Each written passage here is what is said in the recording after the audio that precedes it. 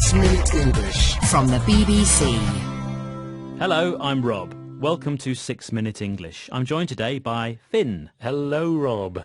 Today we're going to talk about electronic cigarettes, also called e-cigarettes, and teach you words that will help you to discuss the subject or understand news about it. Let's start by asking you, Finn, do you smoke? No, I don't, Rob. Although sometimes the smoke from other people's cigarettes, it makes me cough. Like that. Yes, it's because you are a secondary smoker. In other words, you're someone who doesn't smoke but breathes in the smoke from someone else's cigarette. And this smoke is very harmful to your health. So, here is today's question, Finn. Go ahead. According to the World Health Organization, there are more than 4,000 chemicals in cigarette smoke. How many of these are known to be harmful to our health? Is it at least A, 50, B, 150, or C, 250? Oh, Rob, I honestly have no idea. Let's say C, 250. Always the pessimist. Well, you'll get the answer at the end of the programme. Some estimates say there are more than 1 million people using e-cigarettes just in the UK. But these devices might not be very safe for secondary smokers. Really? I thought they were okay because they produce vapour, that's water in the form of gas, rather than the smoke full of harmful chemicals that you get in ordinary cigarettes. Well, the World Health Organization is not convinced e-cigarettes are any safer to secondary smokers.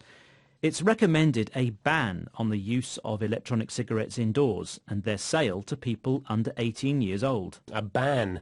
In other words, they don't want them to be permitted indoors anymore. Well, I know that e-cigarettes work by heating liquid nicotine. Now, nicotine is the substance in tobacco which makes it addictive, and it turns this into vapour, which is then breathed in by the smoker. You see, I thought it was okay because it was just vapour and therefore okay for non-smokers too. Well, you see, it's vapour with some chemicals in it. Right. And experts fear it could have similar effects to the smoke produced by ordinary cigarettes. Listen to what Professor John Ashton has to say. He's from the Faculty of Public Health here in the UK. Which words does he use to describe the use of e-cigarettes for an extended period of time? There are scientists in America who've been studying second-hand effects of tobacco smoke who are raising these issues now about the e-cigarettes. And we really can't allow these things to get established before we know what the long-term effects are going to be. He talks about long-term effects, and he means that the constant use of e-cigarettes for an extended period of time might cause harm which we're not aware of yet. You can't light up a cigarette in a pub or bar anymore. It was the effect of people's cigarette smoke on others that led to the ban on ordinary cigarettes in Britain.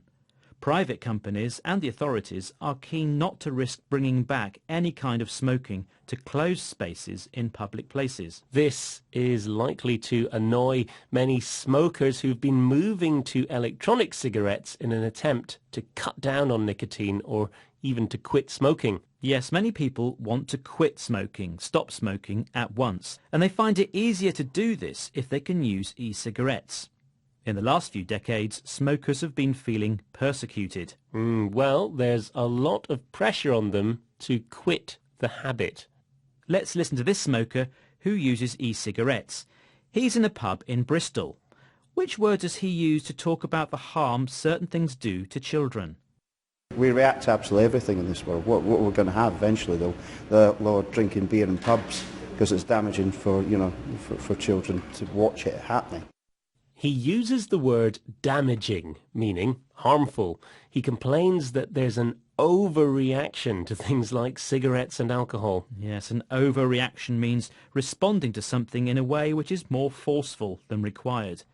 He complained that one day the authorities might end up banning people from drinking alcohol in pubs.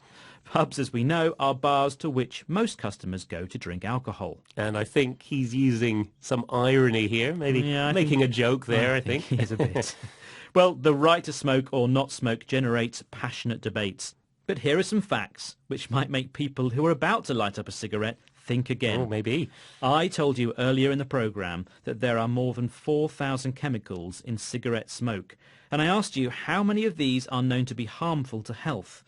The options were at least 50, 150 or 250. I said 250. Is it as many as that, Rob? It is Wow. as many as that, yes, at least 250, according to the World Health Organization website. It says that more than 50 chemicals in tobacco smoke are known to cause cancer. Any amount of second-hand tobacco smoke is thought to be unsafe, and second-hand smoke causes more than 600,000 early deaths per year.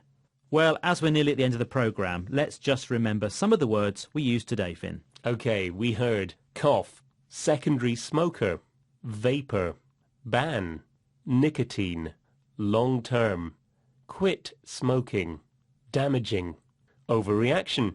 Thanks, Finn. That's it for this programme. Please join us again soon for 6 Minute English from BBC Learning English. Bye-bye. Bye. That was BBC Learning English.